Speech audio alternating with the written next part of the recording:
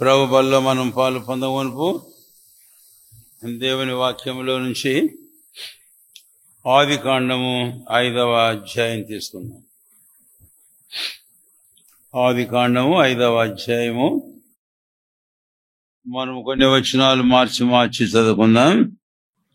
18వ వచనం నుండి మనం చదువుకుందాం. ఎరెదు 162 ఏండ్లు బ్రతికి హనోకును కనెను.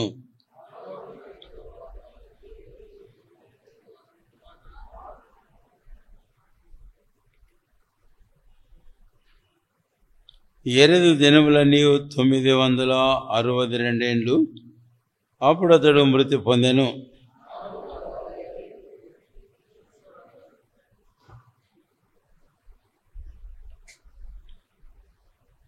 హనోకు దినములన్నీ 365 ఏండ్లు.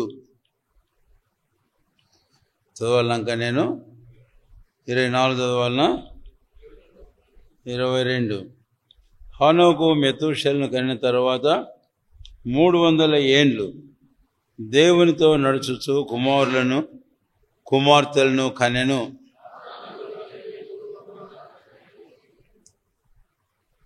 హనోకు దేవునితో నడిచిన తర్వాత దేవుడు అతన్ని తీసుకొని పోయెను గనుక అతడు లేకపోయెను. ఇక్కడే ఆపుదాం, ప్రార్థన చేసుకుందాం. ప్రియమైన మా తండ్రి, యేసు ప్రభు వారి శ్రేష్టమైన నామమును బట్టి మీకు వందనములు చెల్లిస్తున్నాం. మా ప్రభుని మేము ఆరాధించడం మాకు ఇచ్చిన దేవుమైన సమయానికి స్తోత్రాలు. కొంతమంది మీ బిగ్గరగాను, ఎంతోమంది మీ మౌనంగాను మా హృదయములు మీ సన్నిధిని ఆరాధన కృతజ్ఞతాస్తుతులతో అనుగ్రహించిన సమయానికి స్తోత్రాలు. నిశ్చయముగా మీరే దేవుడు, అద్వితీయ దేవుడు, ఇంకొక దేవుడు లేడు. సర్వజ్ఞుడు అయిన దేవుడు దేవా, మీ బుద్ధి జ్ఞానుల బాహుల్యం ఎంత గొప్పది.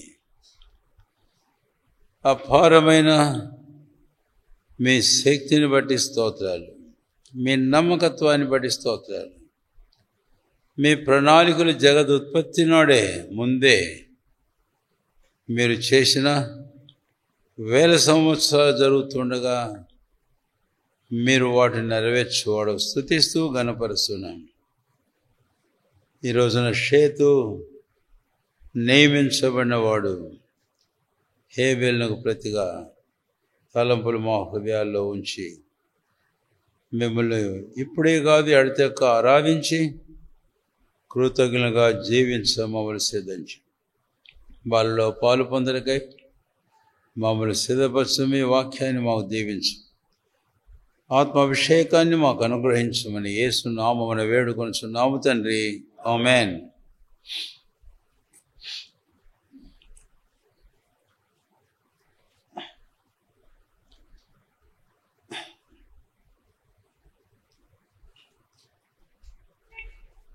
ఆదికాండము 5వ అధ్యాయం.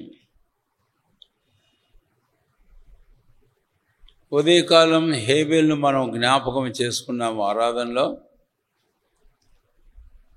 హేబెలు విశ్వాసం ద్వారా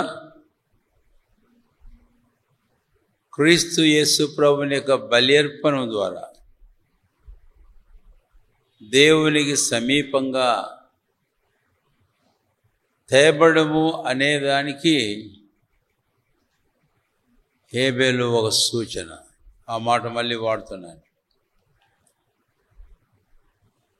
అర్పణము ద్వారా దూరస్తులైన వాడు విశ్వాసం ద్వారా దేవునికి సమీపస్తుడుగా చేయబడడం అనేది హేబెలులో మనం చూస్తాం. తర్వాత కొంతమందిని ఇంకా దాటేసి వచ్చేస్తున్నాం. మనం షేతు ఒకరిని కూర్చి ధ్యానం చేశాం. ఇప్పుడు మనం చదివిన భాగాన్ని మనం వస్తే హనోకును గురించి మనం చూస్తాం. హానోకు ఎవరు అనే విషయానికి మనం వచ్చినప్పుడు, హానోకు విశ్వాసం ద్వారా దేవునితో నడుచున్న వానికి గుర్తు సాదృశ్యం. కాబట్టి హానోకులో నీతిగా తీర్చబడిన వ్యక్తి విశ్వాసం ద్వారా దేవునితో నడుచుట అనేది హానోకులో చూస్తాం. కాబట్టి ఈ ఇద్దరిని గురించి సింపుల్గా ఆ మాటలు గుర్తుపెట్టుకుందాం. హేబెలులో ఒక వ్యక్తి ఎవరైనా సరే క్రీస్తు ప్రభు బల్యర్పణం ద్వారా విశ్వాసమును బట్టి ప్రభు అయిన దేవునికి సమీపస్తులుగా తేబడ్డాం. ఆసాపు అంటాడు 73వ కీర్తన చివరిలో, it is good for me to draw నై టు గాడ్. నేను దేవునికి సమీపంగా తీసుకుని రావడం అనేది నాకు ధన్యత, మేలు. అయితే ఈనాకులో హానోకులో మనం చూసేది ఏంటి అంటే, విశ్వాసం ద్వారా ఒక వ్యక్తి దేవునితో కూడా నడుచుట అనేది మనం చూస్తాం. రెండవ తలం. ఇప్పుడు ఈ హానోకును గురించి ఇక్కడ మనకు ప్రభు ఏమైతే సిద్ధపరిచాడో ఆ విషయాల గురించి మనము తలంచుకుందాం. రండి. ముందుగా హానోకు యొక్క ఆయుష్ కాలాన్ని గురించి మనకి ఇక్కడ ఒక చక్కని మాట వ్రాయబడింది.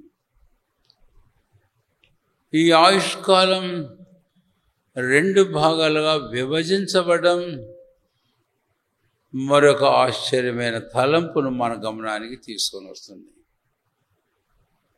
హానోకు 21వ వచనం, 65 ఏండ్లు బ్రతికి మెతూషెలను కనెను. హనోకు మెతూషెలను కన్న తర్వాత 300 ఏండ్లు దేవునితో నడుచుచు కుమారులను కుమార్తెలను కనెను అనే మాట మనం చూస్తాం. కాబట్టి హనోకు ఆయుష్ కాలమును పరిశుద్ధాత్మ దేవుడు 2 భాగాలుగా విభజించాడు. మొదటి భాగము 65 సంవత్సరాలు, రెండవ భాగము 300 సంవత్సరాలు. అలాగే మిగిలిన వారి గురించి కూడా చూస్తాం. అయితే ఈ విభజనలో హానోకు జీవితంలో ఒక విశేషమైన తలంపు మన గమనానికి తేబడుతుంది. హానోకు ఇందాక మనం హేబెలు గురించి చెప్పుకుంటున్నట్లు తన జీవిత ఆరంభం అనేది అందరిది ఒకటే. పాపిగా జన్మించడం, పాపిగా జీవించడం, పాప వ్యసనాలకు బానిసలై జీవించడం అనేది అది ఇంకా మామూలు. It is natural in every human being. ప్రతి మనిషి మాత్రంలో అది స్వాభావికమైంది. కాబట్టి 65 సంవత్సరాలు హానోకు అనే మనిషి తన జీవితంలో కూడా జన్మించిన పాపంలోనే జీవిస్తూ కాలం గడుపుతూ వచ్చాడు. ఆ కాలము హానోకు యొక్క పాపపు పాత జీవితాన్ని మనకు జ్ఞాపకము చేస్తూ ఉంది అని. అయితే రెండవ భాగానికి మనం వస్తే, హానోకు 300 సంవత్సరములు బ్రతికి కుమారుడు కన్న తర్వాత ఎన్ని సంవత్సరాలు బ్రతికాడట? 3 సంవత్సరాలు గడిపాడు. 300 సంవత్సరాలు. 300 సంవత్సరాలు. కాబట్టి ఇది దేవునితో కూడా హానోకు నడిచిన కాలం. అంటే ఆరంభము దేవునితో కూడా నడిచిన వాడు కాడు. 65 సంవత్సరాల తర్వాత హానోకు దేవునితో కూడా నడవడం ఏం చేశాడంటండి? ఆరంభించాడు. అయితే దేవునితో కూడా నడిచాడు హానోకు అని అన్నప్పుడు 300 సంవత్సరాలను దేవునితో కూడా నడిచిన కాలం అయితే 65 సంవత్సరాలు గురించి ఈ వెలుగులోనే ఇంకో పదం వాడితే బాగుంటుందని అనుకోండి. ఏంటి ఇంకో పదం? హానోకు దేవునికి ప్రతికూలంగా నడిచాడు. కాబట్టి Enoch walked contrary to God all the 65 years. Second part of Enoch's life, 300 years, Enoch walked with God. బైబిల్లో ప్రభు అయిన దేవుడు ఈ మాటలు వాడినట్లుగా మనం చూస్తాం. మీరు నాకు విరోధముగా నడిచితిరేని నేను మీకు విరోధముగా నడుస్తాను అని దేవుడు స్పష్టంగా చెప్పాడు, డైరెక్ట్గా చెప్పాడు. కాబట్టి హానోకు యొక్క జీవితం మొదటి భాగం 65 సంవత్సరాలు దేవునికి ప్రతిగా, దేవునికి విరోధముగా నడిచినటువంటి మనిషే. అయితే అద్భుతమైన అనుభవం. ఒక టైం వచ్చింది హానోకు జీవితంలో, ప్రభు అయిన దేవుణ్ణి ఎరిగాడు. ఆ రోజు నుంచి దేవునితో నడవడం తన జీవితాన్ని ఆరంభించాడు. అద్భుతమైన విషయం. ఈరోజు మనందరి జీవితంలో ఒక పార్ట్ ఇట్ ఈస్ ష్యూర్, ఒక భాగం నిశ్చయం. నా విషయంలో మొదటి భాగం అవునా కాదా అనుకునేదానికి అవకాశమే లేదు. ఎందుకు లేదు? మనం అందరం జన్మించాం పాపంలోనే ఏం చేస్తున్నాం? మనం జీవిస్తున్నాం. ప్రభు అయిన దేవునికి విరోధంగా నడుచుకుంటున్నాం. అంతేకాదు, మన మనసులోని దుష్క్రియలు బట్టి దేవునికి మీ మనసులో విరోధ భావం కలవారై ఉంటిరి. కొలసి 1వ అధ్యాయం చివరి వచనాల మాటను మనం చూస్తాం. కాబట్టి ఇప్పుడు ఇలాగ వాడదాం. హానోకు దేవునికి విరోధిగా నడిచిన 65 సంవత్సరాల కాలం.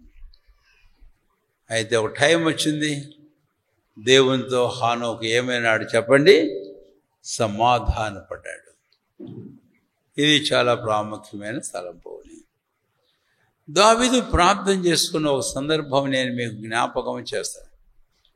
కీర్తన గ్రంథం 39వ అధ్యాయం 12, 13 వచనాలలో, అక్కడ 13వ వచనాన్ని వెళితే, నేను వెళ్ళిపోయి లేకపోక మునుపు నేను తెప్పరిల్లునట్లు నన్ను కోపముతో చూడకము. అవును, ఎవరి మీద కోపము దేవునికి? తనకు విరోధంగా నడుచుకున్న వారి మీద దేవునికి కోపమే. ఎవరు తనకు విరోధంగా నడుచుకున్న వారు? తమ మనసులో దుష్క్రియలు, జీవితంలో దుష్క్రియలు చేయవారు తనకు విరోధంగా నడుచు. అందుకనే బైబిల్లో యాకోబు భక్తులు ఒక మాట అన్నాడు, 4వ అధ్యాయం 4వ వచనం, వ్యభిచారిణులారా, ఈ లోక స్నేహం దేవునితో వైరమని మీరు ఎరుగరా. పౌలు కొలస్సీయులకు రాస్తూ 1వ అధ్యాయం అదే మాట వాడాడు. మునుపు మీ మనసులో మీ దుష్క్రియలు బట్టి మీరు విరోధులుగా ఉన్నారు. కాబట్టి అలాంటి విరోధుల మీద దేవుడు తన కోపాన్ని ఉంది. దానికి ఇంకా చక్కని పదం, వాక్యం హెబ్రీ పత్రిక 3వ అధ్యాయం 17వ వచనంలో మనం చూస్తే, ఎవరి మీద 40 సంవత్సరములు దేవుడు కోపించాడు? పాపము చేసిన వారి మీదనే కదా అని అన్నాడు. ఈ మధ్యాహ్నం ఇక్కడ కూర్చుని నీవెవరివైనా, లేక ఈ మాటల దగ్గర దూరంగా ఉండి వినే నీవెవరివైనా, నీ మనసులో జన్మించిన పాపులను జీవిస్తూ ఈ రోజుకు నిన్ను ప్రేమించుచున్న ప్రభువైన యేసుక్రీస్తుకు విరోధంగా నీ మనసులో దుష్క్రియలు చేయొచ్చు. ఆయనను కోపానికి రేపుతూ ఉంటే ఆయన కోపమునకు మనం ఏమాత్రము చాలిన వారు కాము. కాబట్టి హానోకు అర్థమైనప్పుడు హానోకు తన జీవితంలో దావీదుకు వలె తీర్మానం చేస్తున్నాడు. ఏంటి దావీదు యొక్క తీర్మానం? నేను వెళ్ళిపోయి లేకపోక మునుపు నీవు నన్ను కోపముతో చూడకము. అంటే David wanted to reconcile with God. దావీదు దేవునితో తాను సమాధానపరచబడగోరాడు. ఒక దావీదే కాదు, ఈరోజు ఇట్టి శత్రులుగా ఉన్న మనం ఎవరమైనా పరిశుద్ధుడైన ప్రభు అయిన దేవుడు తానే ఈ విషయాన్ని గురించి ఉద్దేశించాడు. కొలసీ పత్రిక 1వ అధ్యాయం, కొలసీ పత్రిక 1వ అధ్యాయం 16వ వచనం లేక 17వ వచనం చూద్దాం. 17వ వచనమేనా? లేదు, 16. అయ్యలయనగా ఆకాశమందున్నవి భూమి అందున్నవి దృశ్యమైనవి కానీ అదృశ్యమైనవి కానీ, అవి సింహాసనములైన ప్రభుత్వములైన ప్రధానులైన అధికారులైన సర్వమును ఆయన సృజింపబడిన, సర్వము ఆయన ద్వారా ఆయన బట్టి సృజింపబడిను. ఆ తర్వాత 19, 20 వచనాలు గన మనం వస్తే, నేను చివరి భాగమే చదువుతున్నాను. ఆయన ద్వారా సమస్తమును, అవి భూలోకముందున్నవైను పరలోకముందున్నవైను వాటిని అన్నిటినీ ఆయన ద్వారా తనతో సమాధానపరుచుకొనవలెనని తండ్రి అభిష్టమైన.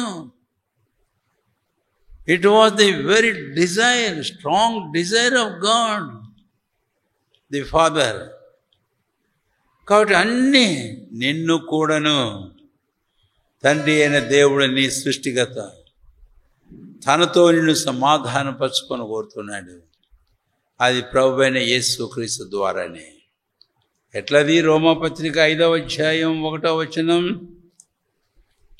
రోమాపత్రిక 5వ అధ్యాయము 1వ వచనం.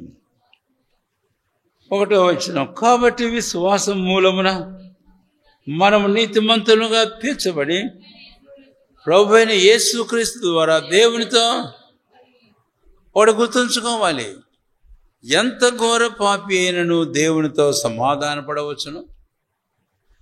అయితే ఎంత ఘోర పాపి అయినను దేవునితో సమాధానపడగోరినప్పుడు అది కేవలం క్రీస్తు యేసునందు విశ్వాసము ద్వారానే, ప్రభు అయిన యేసుక్రీస్తు ద్వారానే.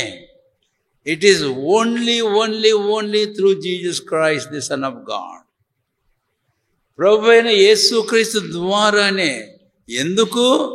కొలసీ 1వ అధ్యాయంలో 19, 22 వచనాల్లో ఆయన తన శిలువ రక్తం ద్వారా సంధి చేసి, the only person under the haven on the earth, the very instrument of reconciliation is the Christ. ఎందుకు అంటే ఆయన తన మరణం ద్వారా శిలువ రక్తం, ఆకాశం కింద భూమి మీద లోకాన్ని పాపాన్ని ప్రేమించి నీ కొరకై ప్రాణం పెట్టి రక్తం కాచి ఈ ద్వేషాన్ని సంహరించిన నాదుడు ఇంకొకడు లేడు. కాబట్టే ఇది కేవలం క్రీస్తు యేసు ద్వారా మాత్రమే. హానోకు అలాంటి అనులోకి వచ్చాడు. చేసుకో ప్రార్థన. ఒక దినం ఉంది, వెళ్ళిపోవాలి, ఎప్పుడో మనకు తెలియదు. వెళ్ళిపోవాలి, ఎప్పుడో తెలియదు. చూస్తున్నాం ఎంతమంది వెళ్ళిపోతున్నారు. కొన్నిసార్లు 1, 2, 10, 20, 50, 100, 1000 మంది, కొన్నిసార్లు లెక్కింపలేనంత కొంతమంది సార్లు. ఏదో దొంగ లెక్కలు చెబుతున్నారు, కానీ పోయిన వాళ్ళు ఇంకెంతమందో. ఒక దినం ముందు వెళ్ళిపోవాలి, ఎలాగైనా వెళ్ళిపోవాలి. అయితే వెళ్ళిపోతాం, లేకుండా పోతాం. ఆ దినం రాకముందు, దేవా నేను తెప్పరిల్లినట్లు నన్ను నీవు కోపంతో చూడకు, నేను నీతో సమాధాన పడగోరుతున్నాను. పశ్చాత్తాపంతో ప్రార్థన చేయి. దావీదు కన్నీళ్లతో ప్రార్థన చేసుకున్నాడు. కాబట్టి హానోకు యొక్క జీవితం ఆ మొదటి తలంపులో అదే విషయాన్ని గురించి నేను మీకు జ్ఞాపకం చేశాను. ఇప్పుడు రెండవ తలంపుకు వద్దాం. హానోకు యొక్క పేరును బట్టి మనం చూద్దాం. హానోకు అనగా అర్థం ఏమిటి? ఇందాక షేతును గురించి మనం చెప్పుకున్నాం కదా. హానోకు అనగా అర్థం ఏంటి అంటే డెడికేటెడ్ అని అర్థం. డెడికేటెడ్ అంటే ప్రతిష్ఠితుడు అన్నమాట. హానోకు ప్రతిష్ఠితుడు. ఈరోజు రక్షించబడిన మన జీవితాల్లో మనము ఈ హానోకు పేరు యొక్క అనుభవం మన జీవితంలో మనం కలిగి ఉండాలి.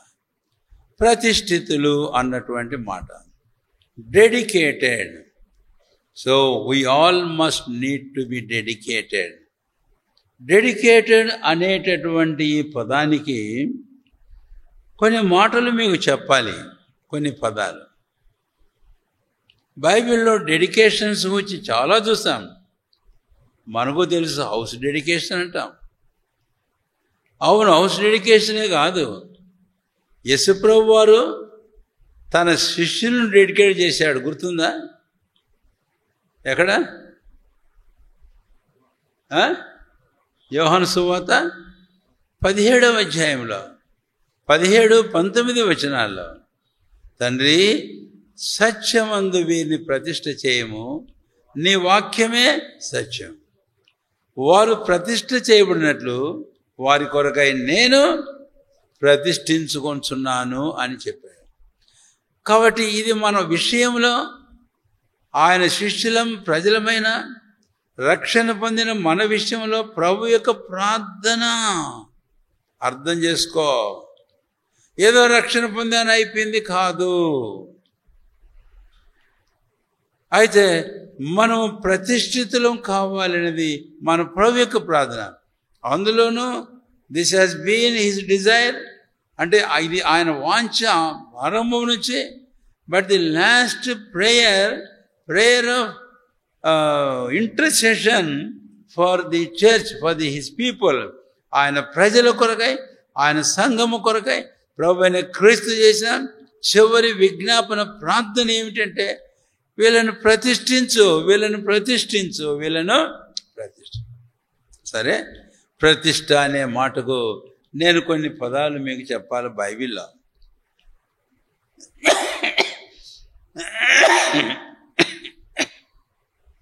ఒకటి, ప్రతిష్ఠ అనేటటువంటి పదానికి 1 తిమోతి 4వ అధ్యాయం 5వ వచనంలో మనం ఒక మాట చూస్తాం. 4-5 వచనాలు గుర్తుంచుకొని తర్వాత మీరు చూడండి. దేవుడు సృజించిన ప్రతి వస్తువు మంచిది, కృతజ్ఞతాస్తుతులు చెల్లించి పుచ్చుకొనేడులా ఏది నిషేధింపదగినది కాదు. నిషేధింపదగింది అంటే, పేతురు అపొస్తలుడు ఆ రోజు దర్శనం వస్తే ఆ దుప్పటి ఒక మూట క్రిందకి దింపాడు దేవుడు, ఆకలి కొని ఉంటే. చంపుకొని తినుము అన్నాడు. అయితే ఆ మనిషి ఏమన్నాడు? ఇవి నిషేధించబడినవి, నేను వీటిని తిననున్నాడు. అయితే ఇక్కడ రహస్యం చెప్పాడు. ఏమని? దేవుడు సృజించిన ప్రతి వస్తువు మంచి. అయితే కృతజ్ఞతాస్తుతులు. ఆ తర్వాత వచనం మనకి ఇంకా స్పష్టంగా ఉంది. 5వ వచనం ఏముంది? ఏలయనగా అది దేవుని వాక్యం వలన, ప్రార్థన వలన. కాబట్టి ప్రతిష్ఠ అనే పదానికి మొదటి అర్థము ఏంటి అంటే పవిత్రము చేయడం అని. రక్షించబడిన ప్రభు బిడ్డలారా, ఈరోజు మన ప్రభు యొక్క ప్రార్థన మన విషయంలో మనం పవిత్రపరచబడాలి. రక్షణ పొందిన తర్వాత కూడా ఏదో అపవిత్రత, మాలిన్యం ఎక్కడో, ఏదో ఎప్పుడో, తెలుసో తెలియకో అంటేటటువంటి పరిస్థితులు అయితే కాదనలేం. అందుకే వాక్యములు ఎన్నో సందర్భాలను మనం చూస్తాం. ఒకటి, ప్రభువు తానే స్వయంగా యోహాను సువార్త 13వ అధ్యాయంలో తన శిష్యులతో మాట్లాడుతూ, మీరు అందరూ పవిత్రులే కానీ మీలో కొంతమంది ఉన్నారు. అంతేకాదు పౌలు అపొస్తలుడు కొరింథీయులు రాస్తూ 2వ పత్రిక 7వ అధ్యాయం 1వ వచనంలో, ప్రియులారా, ఆత్మకును శరీరము కంటిన ప్రతి కల్మషం నుండి మనల్ని పవిత్రులుగా చేసుకుందాం. ఎవరికి రాశాడు ఆ పత్రిక? కొరింథీలోని సంఘానికి రాశాడు. వారెవరు? సంఘం అంటే 1వ కొరింథీ 1వ అధ్యాయం 1-2 వచనాలలో క్రీస్తు యేసు రక్తమునందు పవిత్రపరచబడిన వారై పరిశుద్ధులుగా ఉండుటకు వెలువను. అలాంటి వారికి ఈ మాట రాయడం ఏంటి అంటే మనకు అర్థమవుతుంది అలాంటి వారే కాదనా. అయితే జీవితంలో ఎక్కడో ఏదో ఒకవేళ తొందరపడి ఇష్టపూర్వకంగానో లేకపోతే అమాయకంగానో మన జీవితాల్లో మనకు తెలియకుండానో ఏదైనా మాలిన్యం మనల్ని అంటినప్పుడు అటు మాలిన్యం విషయంలో మనం జాగ్రత్త పడాలి, పవిత్రపరచుకోవాలి. కాబట్టి డెడికేషన్ అనే మాటకు ఇది పవిత్రపరచుకోవడం అనేటువంటి విషయం నేను ఇక్కడ హానోకును వచ్చి మాట్లాడుతూ మీకు జ్ఞాపకం చేస్తున్నాను. రెండవది ఇంకో మాట ఏంటి అని అంటే వేరు చేయడం అని అర్థం, సెపరేషన్. డెడికేషన్ ఈనోక్, హానోకు అనే పదానికి దాని అర్థం అదైతే ఆ ప్రతిష్ట లేక డెడికేషన్ అనే దానికి ఇంకో మాట చెబుతాను, ఇంకొక అర్థం వేరు చేయడం. వేరు చేయడం, అవును వేరు కావాలి మనం. 2వ కొరింథీలో 6వ అధ్యాయంలో ప్రభు 14 నుంచి 18 వచ్చే వరకు మాట్లాడిన ఆ సందర్భం మధ్యలో ఒక మాట అంటాడు, చదవండి. నేను వారి దేవుడినైందును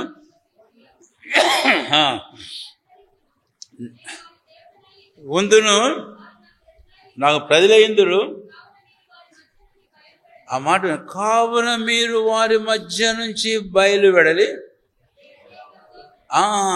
ఇది డెడికేషన్, ప్రత్యేకంగా ఉండడం. డెడికేషన్ యొక్క రెండవ అర్థం ఏం కావడం మనం చెప్పండి. వారి మధ్య మీరు ఉన్నారు, అయితే వారి మధ్య నుంచి మీరు ఏం చేయండి, బయలుపడండి. అంటే అవిశ్వాసులైన వారితో సంసారం చేయొద్దని ఈ కాదు అర్థం. అయితే వారి క్రియల్లో మనం ఎంత మాత్రం పాలు పొందకుండా జాగ్రత్తగా ఉండాలి. సాధ్యమైనంత వరకు సాంగత్యాన్ని అలాంటి వారితో, ఇంట్లో వాళ్ళతో కాదనిలేం, కుటుంబం కాపురం చేయడం. అయితే వెలుపటి వారితో సాంగత్యాన్ని చాలా మటుకు తగ్గించుకోవడం చాలా మంచిది. ఎందుకు? 1వ కొరింథీలో పౌలు అపొస్తలుడు మాట్లాడుతూ దుష్ట సాంగత్యము మీకు తెలుసు కాబట్టి నేను తీయడం లేదు, మంచి నడవడిని. కాబట్టి డెడికేషన్ అంటే అర్థం ఏంటంటే వేరు ప్రత్యేకంగా పోవడం. ఇంకొకటి మాత్రమే చెప్తా. మూడవది ఇంకోటి ఏంటంటే డెడికేషన్ అన్నప్పుడు ఇట్ ఈస్ సెల్ఫ్ డినయల్, అంటే స్వయాన్ని త్యజించడం, డినై చేసుకోవడం. యేసుప్రభువు ఒక మాట అన్నాడు, శిష్యులతో పదే అన్నాడు, ఏమని? ఎవడైనా నన్ను వెంబడింపగోరితే వాడు తను తాను ఉపేక్షించుకోవాలి, తన సిలువనెత్తుకోవాలి, నన్ను వెంబడించు. That is the self denial, స్వయం తృణీకారం, స్వయాన్ని కాదనుకోవడం. ఇది డెడికేషన్. అంటే మనలో స్వయం ఉంది, అర్థమవుతుందా? అది ఉంటుంది మనలో. అందుకనే ఒక మాట చెబుతా. పేతురు అపొస్తలుడు మాట్లాడుతూ అంటాడు, 1వ పేతురు 2వ అధ్యాయం 11వ వచనంలో, 1వ పేతురు 2:11 చూడండి. మీ ప్రియులారా, మీరు పరదేశులను యాత్రికులనై ఉన్నారని ఎరిగి ఆత్మకు విరోధముగా పోరాడు శరీర. 2 ఉన్నాయి. ఒకటి సెల్ఫ్ ఉంది, రెండవది స్పిరిట్ ఉంది. అర్థమవుతుందా? సెల్ఫ్ మనమే, శరీరం. స్పిరిట్ ఏంటి? ఆత్మ, పరిశుద్ధ ఆత్మ మనలో ఉంది. కాబట్టి పేతురు అంటాడు, you have to deny yourself. మీ స్వయాన్ని మీరు మీ శరీరం దాన్ని మీరు తృణీకరించండి, ఆత్మను అనుసరించమని. ఈ 2 పోరాడుతూ ఉంటాయి. సిలువనెత్తుకోవడం అదే మన జీవితంలో. చాలాసార్లు నా ఇష్టం, నా చిత్తం, నేను నీ ప్రకారమే, నేను వింతే. ఇది స్వయం. డెడికేట్ చేయబడిన వ్యక్తులు ఇలాగ అనరు, ఇలాగ జీవించరు. ఒకటే అంటారు వాళ్ళు, ఏమని? నేను కాదు, మరెవరు? నా తండ్రి చిత్తమే. నా చిత్తం కాదు తండ్రి, నీ చిత్తమే. నేను కానిక జీవించేవాడను, క్రీస్తే నాయందు. This is the dedicated life. రక్షణ పొందాం, మంచిదే. కానీ ఈనాక్ అనే అర్థానికి ప్రతిష్ఠ చేయబడిన జీవితం మనం జీవించడం మన జీవితాల్లో చాలా తరువు. ఒకసారి పరీక్షించుకోండి. దానికి 3 తలములు నేను చెప్పానికి ఎక్కువ నేను వ్యాఖ్యానించబడం లేదు.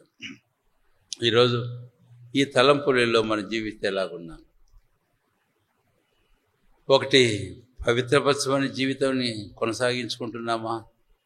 అపవిత్రత మాలిన్యం మనల్ని అంటిందా? ప్రభు క్షమిస్తాడు. పశ్చాత్తాపడు, ఒప్పుకో, విడిచిపెట్టు. ఏవైతే అపవిత్రపరుస్తాయి అనుకుంటావో వాడికి ఎడంగా పో.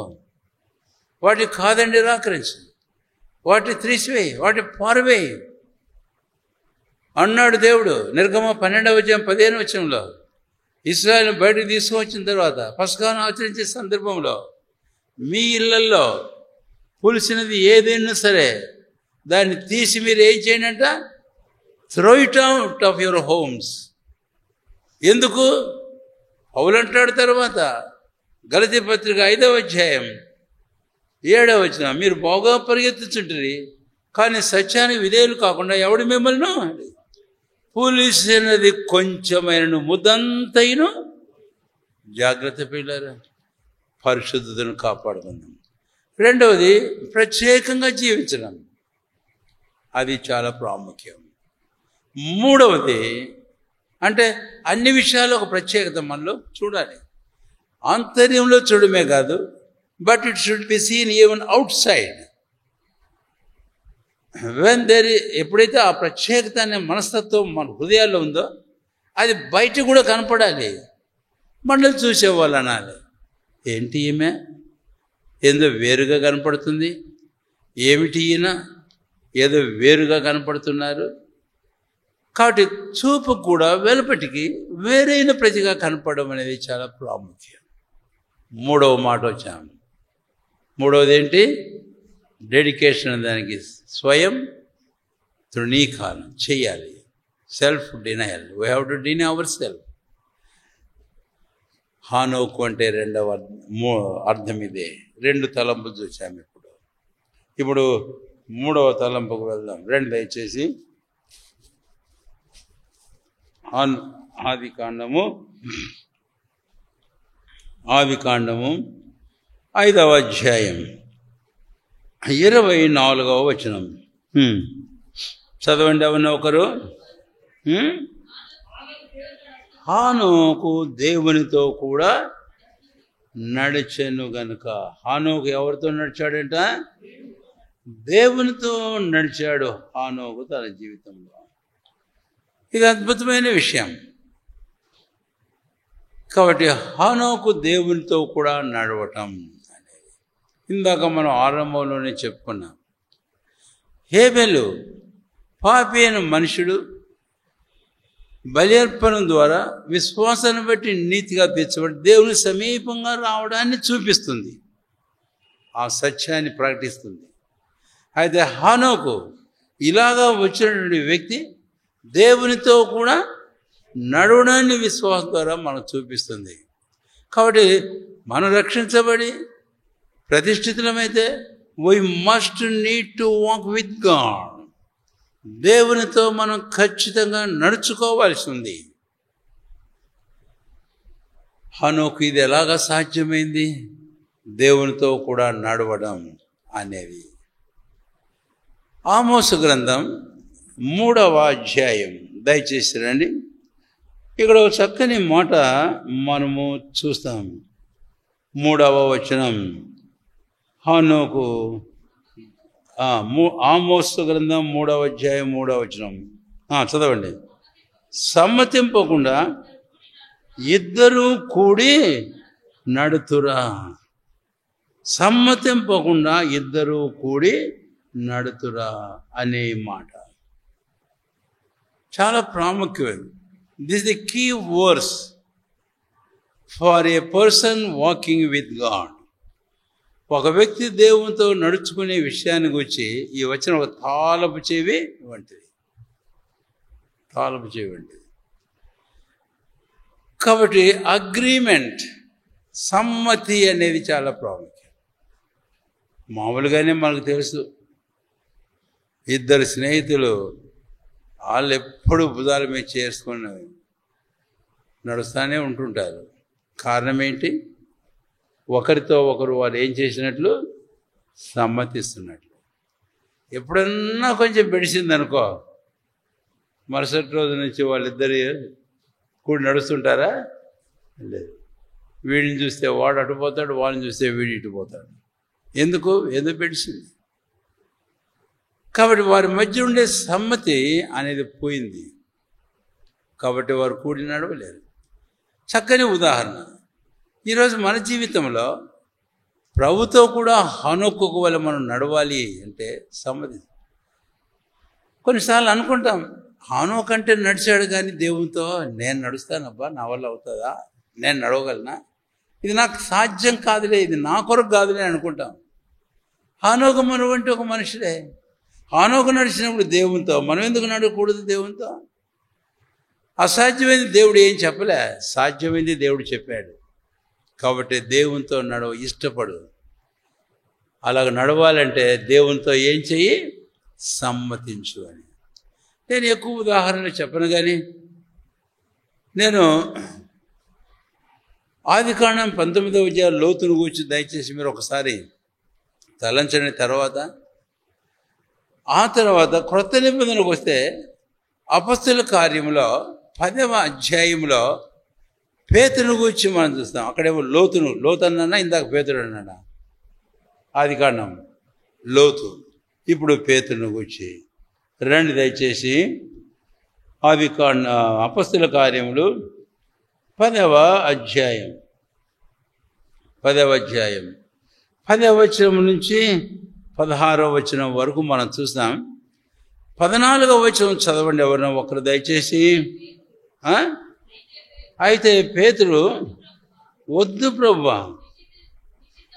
నిషిద్ధమైనది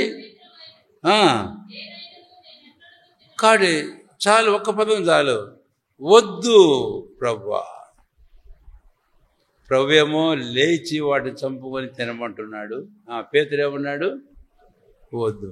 సమ్మతిస్తున్నాడా? అసమ్మతి. ఇది ఒకటి. లేక ఆదికాండం 19వ అధ్యాయం వెళ్తే అక్కడ ఒక మాట చెప్పుకుందాం. లోతు నీతిమంతుడని సాక్ష్యం పొందాడు. కొత్త నిబంధన కూడా ఆయన గురించి ఆ మాట రాయబడింది. తానేమంటాడు? ఆదికాండం 19వ అధ్యాయం దయచేసి 18వ వచనం చదువుతారా? అలాగూ కాదు, చాలంతే. అలాగూ కాదు. వీళ్ళిద్దరిని గురించి దయచేసి గమనించండి. లోతేమో ప్రభు అయిన దేవుడు స్పష్టంగా చెప్పాడు. సరే, అక్కడ కొన్ని ఉన్నాయి, మనం ఆదికాండంలో ఉన్నాం కాబట్టి వస్తాం తర్వాత. అయితే ఒక మాట చెప్పాడు, నేను నీకు చూపించబోవు ఆ పర్వతమునకు పారిపొమ్ము అని అన్నాడు. పోవచ్చుగా? వద్దు లేదు ప్రభువా, లేదు ప్రభు, నేను పోనన్నాడు. తర్వాత ఎంత నష్టపడ్డాడో మనకు తెలుసు. మీరు తర్వాత తలంచండి. క్రొత్త నిబంధనలో పేతురు గురించి అపొస్తలుల కార్యం 10వ అధ్యాయంలో 14వ వచనం మనం చదివాం. తాను కూడా ఏమన్నాడు? ఆయనేమో అలా కాదు ప్రభువా, ఇలాగని ఇంకా దేవుడు చెప్పబోతాడు లోతు. ఈయనేమో వద్దు ప్రభువా, నేను చంపుకొని తిన్నాను, నిషిద్ధమైనవి. ఆడికి మళ్ళీ అన్నాడు కనికరం గల దేవుడు, ఏంటి పేతురు నువ్వు మాట్లాడేది? దేవుడు పవిత్రపరిచినవి వాటిని అపవిత్రమైన వాటినిగా ఎంచొద్దు. చెప్పినా కూడా ఈ మనిషి వినడే. కాబట్టి at any cost Peter was not willing to agree with God what God said to him. కాబట్టి లోతు కానీ పేతురు కానీ దేవుడు వారితో ఏం చెప్పాడో ఆ విషయాల్లో వారు ఎంత మాత్రము సమ్మతించడానికి ఇష్టపడడం లేదు. అయితే సమ్మతించాలని ఆశించిన ఒక వ్యక్తిని గురించి జ్ఞాపం చేసి 4వ తలపు వెళ్తాను. చాలా కష్టంలో, చాలా ఇబ్బందుల్లో, ఏడ్పులో, కన్నీటితో, వేదనతో, తను ఒక్కడే కాదు, తనతో సహకరించిన ఏకీవించిన కుటుంబాలు అనేకములు. సింహాసనం పోయింది, ఉండడానికి ఇల్లు లేదు, అడవి పాలయ్యాడు, భయమాందోళన ఒకవైపు, ఇప్పుడు మీరు చెబుతారు అనుకుంటా ఆయన ఎవరైంది? దావీదు. 2వ సమూయేలు గ్రంథం 15వ అధ్యాయం 2వ సమూయేలు గ్రంథం 25-26 వచనాలు నేను చెబుతాను. నేను చెప్పినప్పుడే మీరు చదవాలి. 2వ సమూయేలు హడాబడిగా కుదరదు, అర్థం చేసుకోండి, జాగ్రత్తగా చదువు. 2వ సమూయేలు 15వ అధ్యాయం 25వ వచనం.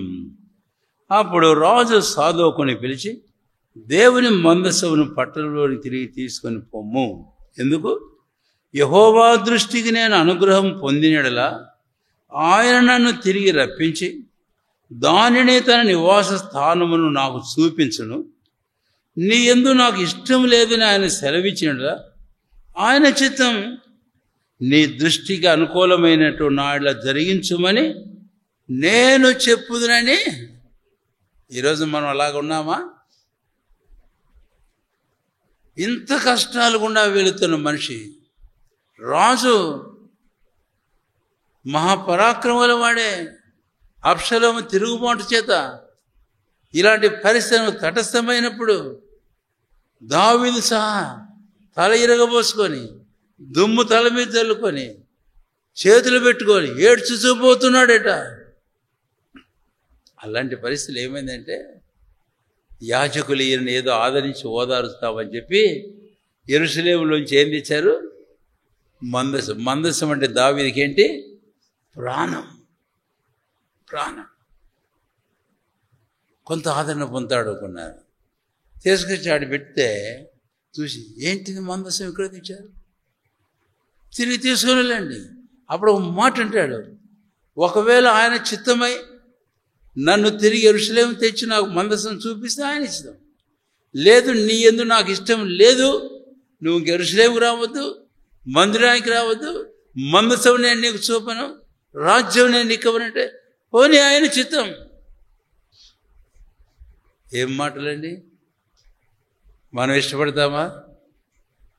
ప్రతిదానికి చిన్నదానికి తుస్సుమని అడుగుతూ ఉంటాం. ఏమన్నా కొంచెం దేవుడు మనల్ని తాకాడు అనుకో, ఏమంటాం? ఊరుకుంటామా? పొలాల్లో ఒకటి ఉంది, అత్తపత్యాక అంటారు. దాన్ని ఏమంటారు? అత్తపత్యాకేనా? దాన్ని అట్లా ముట్టుకుంటే ముడుచుకుపోతుంది అంతే. అరే, ఒక మాట అంటే ముడుచుకుపోతాం, ఒక తాకిడి తాకితే వెనక ముడుచుకుపోతాం, అలుగుతావు. ఏమైంది నీకు? దావీదును చూడు ఒకసారి. ఇంత కష్టమైన పరిస్థితుల్లో నాకు అవసరం లేదు మందసం, నాకొద్దు, నాకు కావలసిందంతా ఏంటి? నా దేవునితో అగ్రిమెంట్లో నేను ఉండాలా. ఇది ఉన్నా పర్వాలే, ఊడిపోయినా పర్వాలే, అయితే నేను నా దేవునితో ఎక్కడుండాలి? సమ్మతిలో ఉండాలి. నీ యందు నాకు ఇష్టం లేదంటే నీ చిత్తం అంట, లేక నా యందు ఆయన ఇష్టపడితే నన్ను తిరిగి తీసుకొని వస్తాడు, అంతే. ఇది సమ్మతించడం. నువ్వెందుకు అసమ్మతితో ఉంటున్నావు? ప్రభు అయిన దేవునితో సమ్మతి కలిగి జీవిస్తున్నామా? అన్ని పరిస్థితుల్లో కూడా అన్నీ బాగుంటేనేమో ఒరే యేసన్నా అంటాం. ఏదైనా కొంచెం ప్రతికూలంగా తిరిగితే ఏమి రా సాయన్నా, ఎక్కడ నువ్వు అంటాం. అర్థమైందని నేను చెప్పేది? జరిగిన సంగతి చెబుతాను. పొద్దున్నే అరవిందం గారి ఇంటికి వెళ్ళాడంట, దర్శిద్దాం. ఏంటో రాలేదు ఈమె, 2-3 వారాల నుంచి ఏమైపోయిందని పోయాడు ఈయన. పోయేటప్పటికి ఆమె ఊడుస్తూ ఉందంట బయట. పొంగి ఊడుస్తారు కాబట్టి ఈ దినాలంతా నిలుకొని ఊడుస్తుంటారులే, ఆ దినాల సంగతి చెప్తా. కనపడలే, కాసేపటే నిలబడి ఉన్నాడు. అయిన తర్వాత ఈయన కనపడేటప్పటికి చీపులతో అట్టే పక్కితే ప్రైజులాడనా అన్నదట. అని ఊరుకుండలే, ఒరే సాయన్న తాత వచ్చాడు, కుర్చీ తీసుకురారా అన్నదట. అప్పుడు ఈయన అంటే, ఏంటక్క సాయన్ని వాడు ఏసన్నా కదా అని అన్నాడంట ఈయన. అప్పుడు ఏమన్నది, ఏదో లేనా మొదటివాడు ఏసన్నా రెండోవాడు సాయన్న అన్నాడు. ఏందక్క అట్ట పెట్టావు అంటే, నాకు అది అచ్చుబాటు కాలేదు లేనా. ఏం కాలేదంట, భక్తి అచ్చుబాటు. ఇది ఆ భక్తి అంటే. అచ్చుబాటు కోసమా భక్తి? మందిరానికి రావడం, బైబిల్ చదువుకోవడం, బాప్తిసం పొందడం అచ్చుబాట్ల? అనుకూలత కోసమా? ప్రతికూలత వస్తే యేసుప్రభుని గురించి ఎంత చదువుతాం మనం. ఆయన శిలువను సహించి అవమానం భరించి తన పాపాత్తులు తను వ్యతిరేకంగా చేసిన తిరస్కారం అంతయో ఓర్చుకున్న ఆయనను తలంచుకుంటే నువ్వెందుకు తుస్సుము బుస్సుము బస్సుము బక్కుమంటుంటా? ప్రభుని ఇష్టం అంతే. సమ్మతించడం నేర్చుకుందాం మన జీవితంలో. అప్పుడే దేవునితో మనం నడవగలుగుతాం, లేకపోతే నడవలేం. సరే, నేను అంతవరకు ఆపుతున్నాను ఆ మాట. 4వ తలంపుకు మనం వస్తే ఇంకో మాట మీకు జ్ఞాపం చేయాలి. దయచేసి మనము మీకా గ్రంథం 6వ అధ్యాయం 8వ వచనం. నేను ఇక త్వరగానే ముగించేస్తాను, క్లుప్తంగానే చెప్పి ముగించబోతాను. 6వ అధ్యాయం ఇంగ్లీష్ బైబిల్ ఉన్నవారు కాస్త తీసి పెడతారా? మీకా గ్రంథం 6వ అధ్యాయము 8వ వచనం.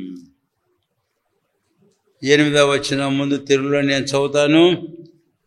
మనుషుడా, ఏది ఉత్తమమో అది నీకు తెలియజేయబడినది. న్యాయముగా నడుచుకుంటూ కనికరములు ప్రేమించడు, దేని మనసు కలిగి దేవుని ఎదుట ప్రవర్తించడు. ఇంతే కదా యెహోవా నిన్ను దేని మనసు కలిగి నడుచుకుంటా, ఇంతే కదా యెహోవా నిన్ను అడుగుతున్నాడు. ఇంగ్లీష్లో చదవండి దయచేసి.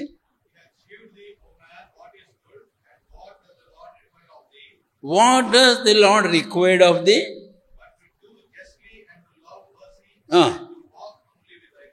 And to walk humbly with thy God. దేవునితో నడవాలి అనంటే humility is important. Humbling ourselves, అది దేవుడు కోరుతున్నాడు. If you want walk with me, you need to humble yourself. మిమ్మల్ని మీరు తగ్గించుకోవాలి, మిమ్మల్ని మీరు దీనులుగా చేసుకోవాలి. సరే, పాత నిబంధనలు ఈ విషయాలు ఉన్నాయి. క్రొత్త నిబంధనలు యాకోబు పేతురు బాగా రాశారు ఆ విషయానికి వచ్చి. తను తాను తగ్గించుకున్నవాడు హెచ్చించుకున్నవాడు తను ఎవడు తగ్గించుకుంటాడో వాడు దీనులకు కృప అనుగ్రహించును. అహంకారులను దేవుడు ఏం చేస్తాడట? చాలా వాక్యాలు ఉన్నాయి. మన ప్రభువే చెప్పాడు ఈ సంగతిని గురించి. ఈరోజు మన జీవితాల్లో ప్రభుతో కూడా మనం నడవాలి అని అంటే మనల్ని మనం ఏం చేసుకోవాలంట? తగ్గించుకోవాలి. ఒక సందర్భం జ్ఞాపం చేస్తాను, అంత రిలవెంట్ అని కాదు కానీ, అయితే మీరు యేసుప్రభు వారి శరీరధారిగా ఉన్న దినాల్లో ఆయన వెళుతుంటే శిష్యులు ఆయనతో కూడా ఆయన వెంట వెళుతారు. ఒక సందర్భంలో ఏమైందో తెలుసా? చాలా వెనకుండిపోయినారు వాళ్ళు. ఆయనతో రావడం, ఆయన పక్కన లేరు. ఆయన అడుగుజనాలు అడుగుడు ఏనవలే. అప్పుడు యేసుప్రభు వారు ఆయన చూచి, ఏంటి మీరు మాట్లాడుతున్నారు అన్నట్లు ప్రభు వారిని అడిగితే బయటపడ్డారు. ఏం కొట్లాడుకుంటున్నారు వాళ్ళలో వాళ్ళు? మనలో ఎవడు? అప్పుడు యేసుప్రభు వారు చిన్న పిల్లని తీసుకుని వచ్చి, ఈ చిన్నవాని వల్ల ఒకడు తను తాను తగ్గించుకుంటే వాడు హెచ్చించబడతాడు, దేవుని రాజ్యంలో వాడు గొప్పవాడు అవుతాడు. చాలాసార్లు తగ్గించుకోవడం అంటే మనకు అస్సలు కష్టం, చాలా ఇష్టం లేదు, ఇష్టం ఉండదు, చాలా కష్టం తగ్గించుకోవడం అంటే. అర్థమైందా? ఇంకేమైనా చేయమంటే చేస్తాం, తగ్గించుకోమంటే మాత్రం అది మాత్రం చెప్పదు నాకు అని అంటారు. అయితే walking with God demands the humility humbling of one self. దేవునితో ఒక వ్యక్తి నడవాలి అని అంటే ఆ వ్యక్తి తను తాను తగ్గించుకోవడం అనేది ఖచ్చితంగా కావాలి అని కోరుతూ ఉంది. అయితే తగ్గించుకోవడం అంటప్పుడు మళ్ళీ చెప్పాలి. నేను ఎక్కువ మాట్లాడుతుంటే ఇంక టైం పాస్ అని అవుతుంటుంది. ఒకసారి అబ్బా కొడుకు ఇద్దరు బయటికి వెళ్ళారంట, దారిలో పోతా ఉన్నారంట. ఎక్కడికి? చర్చికి పోతున్నారంట. వాడు అన్నాడంట, డాడీ లాస్ట్ వీక్ పాస్టర్ గారు ఏం చెప్పాడు? తగ్గించుకోమన్నాడు, దీనుడు కమ్మన్నాడు అని జ్ఞాపం చేస్తూ వాళ్ళ నాయనకు, daddy here is one thing, చాలా తగ్గించుకొని హంబుల్గా కనపడుతుంది అన్నాడు. అదేంటో గాడిద ఆ నిలబడుకొని తలకాయ కిందికి వేసుకో అది చూపించి వాళ్ళ డాడీతోటి, this is the true Christian daddy అన్నాడట. ఇది నిజమైన పాస్టర్ గారు చెప్పినట్టు ఇది నిజమైన క్రైస్తవుడు అన్నాడు. చాలాసార్లు మన జీవితంలో కూడా అది హ్యూమిలిటీ, తగ్గింపు అని అనుకుంటుంటాం. నోరు మూసుకొని ఉండడం, మాట్లాడకుండా ఉండడం, కాముగా కూర్చోవడం, కొన్నిసార్లు ఇలాంటివి వెలపెట్టి ఉన్నాయి. అలాంటివి కొంచెం తగ్గించుకోవడం అనుకుంటాం. సరే, నేను ఇంకెక్కువ చెప్పాను. తగ్గించుకోవడం అంటే ఏంటో వాక్యం ఏం చెబుతుందో చూద్దాం. యెషయా గ్రంథం 2 దయచేసి 66వ అధ్యాయం. యెషయా గ్రంథం 66వ అధ్యాయం 2వ వచనం చదవండి ఎవరినో ఒకరు.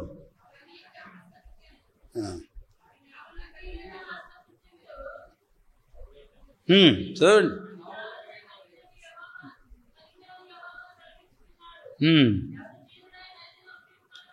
ఎవడు దీనుడై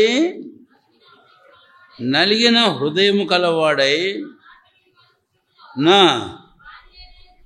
ఇక్కడ ఆ చిన్న మాట, ఎవడు దీనుడై నలిగిన హృదయం కలవాడై. కాబట్టి ఎవడు దీనుడు? తర్వాత మీరు చెప్పాలిగా. అదే ఎవడు వాడు?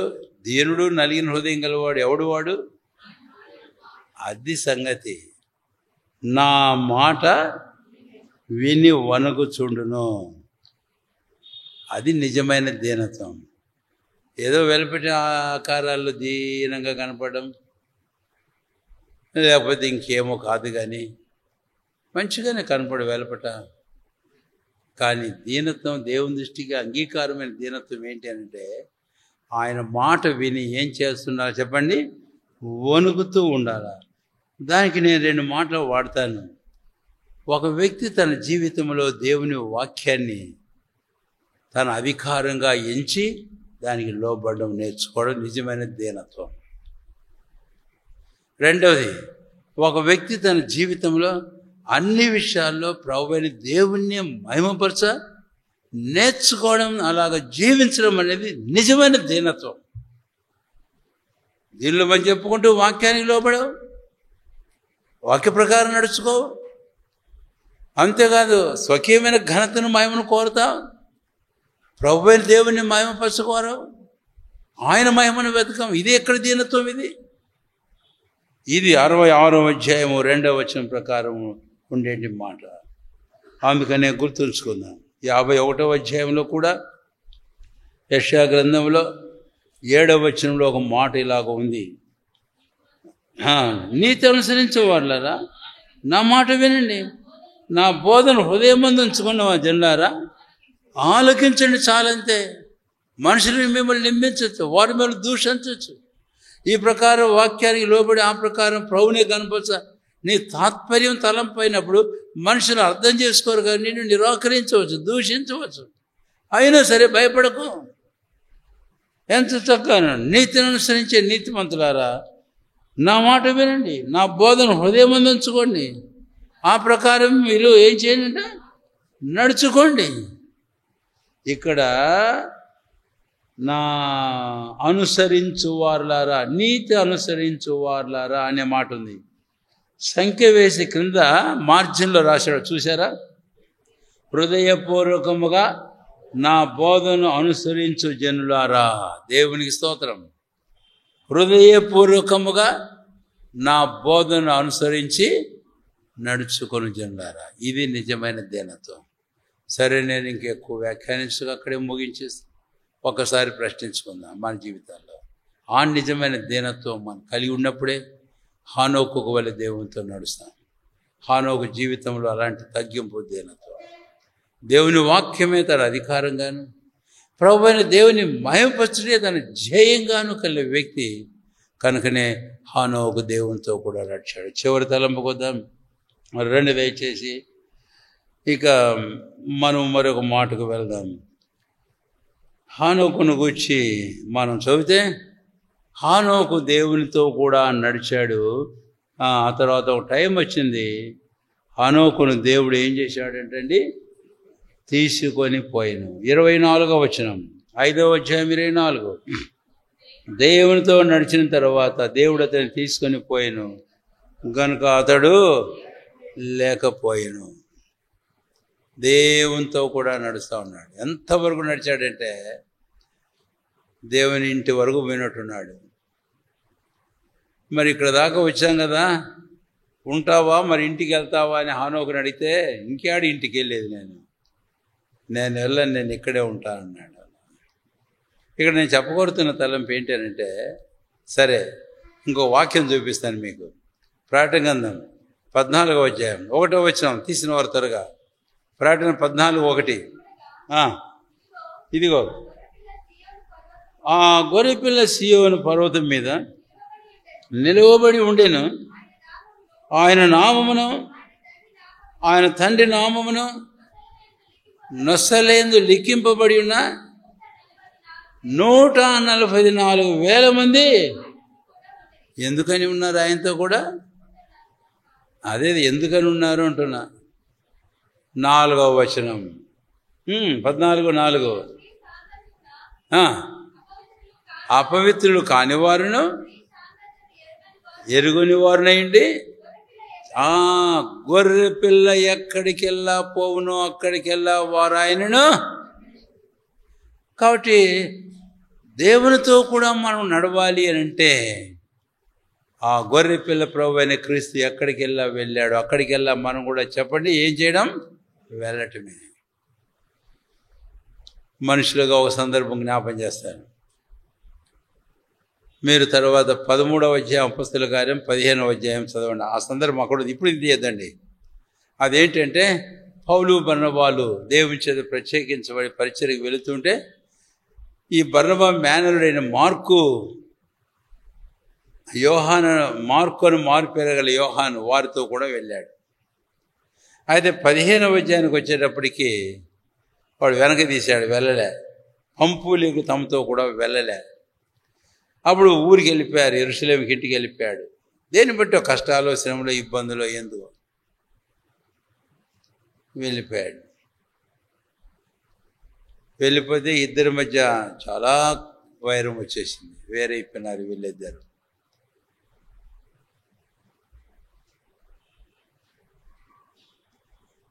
చాలాసార్లు మన జీవితంలో మనము మార్కు అని మారుపేరు గల యోహాను వలనే మనం వెంబడించడం వెనక తీస్తాం. ఏటు చూసా కష్టాలు చూసా వీటిని చూసా. కానీ 14వ అధ్యాయం 1లో గొర్రెపిల్లతో కూడా ఉన్నారు. 4వ వచనంలో ఆయన వెంబడించిన వారు ఎక్కడికి వెళ్ళబోను అక్కడికి వెంబడించి వెళ్దామా అలాగునా ఆ తీర్మానమే మనం చేసుకున్నాం. నేను ఆ సందర్భానికి వచ్చి 3 మాటలు వాడతా. గొర్రెపిల్ల ఎక్కడికి వెళ్ళాడు? ఫస్ట్ ప్లేస్ అంటే last days of his life. Last డేసే కాదు, last day of his life అని కూడా చెప్పచ్చు. యేసు ప్రభు వారి చివరి దినం, గంటలు అని చెప్తాం. యోహాను సువార్త 19వ అధ్యాయం 17వ వచనంలో గబ్బతాకు వెళ్ళాడు. సరే మీరు రెఫరెన్స్లు రాసుకోండి, కానీ ఇప్పుడు చేయడం మీకు ఇబ్బంది. 19:17లో గబ్బతాకు వెళ్ళాడు. గబ్బతా అంటే అన్యాయపు తీర్పు స్థలం. అక్కడ నుంచి ప్రభుని క్షమించండి, దానికంటే ముందు గెత్సెమనేకి వెళ్ళాడు. దానికంటే ముందు ఎక్కడికి వెళ్ళాడు? గెత్సెమనేకి వెళ్ళాడు. ఒకవేళ ఈ రెఫరెన్స్లు మీకు అందరికీ బాగానే తెలుసు కాబట్టి నేను చెప్పక్కర్లేదు అనుకుంటా. లూకాసు సువార్త 22:44 యేసుప్రభు వారు గెత్సెమనేకి వెళ్తే ఆయన శిష్యులు ఆయనతో కూడా వెళ్ళారు. అంతవరకు ఓకే. తర్వాత అక్కడ నుంచి యేసుప్రభు వారు ఎక్కడికి వెళ్ళాడు? గబ్బతాకు పట్టుకొని వాళ్ళు ఏం చేశారంటే తీర్పులోకి తీసుకొని వెళ్ళారు. అప్పుడు ఏమైంది చెప్పండి? ఏమైందో? వెళ్ళారా వెంట? చెప్పరండి. వెళ్ళారా వెంట? అందరి ఉదాహరణ వాళ్ళు వెళ్ళిపోయారు. ఇద్దరు మాత్రం వెంట వెళుతున్నారు. అందులో ఒకడు దూరంగా. ఎవరు? పేతురు. అది ఒకడు చాలా దగ్గరగా పోతున్నాడు. ఆయన ఎవరు చెప్పండి? ఆయన ఎవరు? యోహాను. సరే, ఇక మూడో స్థలానికి వస్తున్నాం. పేతురు గారు దగ్గరికి ఆయనతో పాటు పోకుండా ఏడ కూర్చున్నాడంటే చెప్పరేంటి? సరే, తర్వాత చూసుకోండి. చలిమంట కాసుకుంటున్నాడు కూర్చొని వాళ్ళలో. చాలాసార్లు చలిమంటలు కాసుకుంటూ ఉంటాం, కానీ ప్రభుత్వం కూడా వెళ్ళడానికి ఇష్టపడదు. ఎందుకు? పోయమ్మ ఆడిగిపోతే నా మీద ఏం తీర్పు తెలుస్తారో, నా మీద ఏం శిక్ష పడతారో. మూడవది, గబతా నుంచి ఎక్కడికి వెళ్ళాడు? గొల్గొతా. 19:17 మన ప్రభువైన యేసుక్రీస్తు వారు ఆయన గొల్గొతాకు వెళ్ళాడు. క్షమించండి, రైట్, గొల్గొతా అంటే ఏమిటి? కపాల స్థలం, శిలువ మరణం. అక్కడేమో గెత్సెమనే వేదన, గబ్బతా అన్యాయపు తీర్పు, గొల్గొతా శాపగ్రస్తమైన మరణం. వెళ్ళ సిద్ధమా యేసయ్యతో. అలాగా మనం వెళితే ఆయనతో వెళ్ళాడు. ఎవరు వెళ్ళాడు? యోహాను ఒక్కడు మాత్రమే వెళ్ళాడు. గెత్సెమనేకి వెళ్ళాడు, గబ్బతాకు వెళ్ళాడు తీర్పులో స్థలానికి, గొల్గొతాకు వెళ్ళాడు శిలువ దగ్గర. యోహాను ఒక్కడే ఉన్నాడు 12 మందిలో. స్త్రీలు దూరంగా నిలబడ్డారు. అయితే యోహాను శిలువ దగ్గరే ఉన్నాడు. శిలువ మీద మాటలు ఆయనకి వినపడుతున్నాయి. ఆ తర్వాత మరియ కూడా దగ్గరగానే ఉంది. అందుకనే 5వ తలంపు ఇక్కడే ముగించేస్తున్నాం. హానోకు అలాంటి వాడు. దేవునితో కూడా ఇష్టపడుతున్నామా? నడవాలి అనంటే వేదన, నడవాలి అనంటే అన్యాయపు తీర్పు, నడవాలి అనంటే గొల్గొతా శ్రమలు, ఏమైనా ప్రభు మాయము కొరగా సహించి ముందుకు పోతే ఆ గొర్రెపిల్ల ఎక్కడికి అక్కడ ఆయనతో కూడా మనం కూడా ఉంటాం. ప్రార్థన చేసుకుందాం.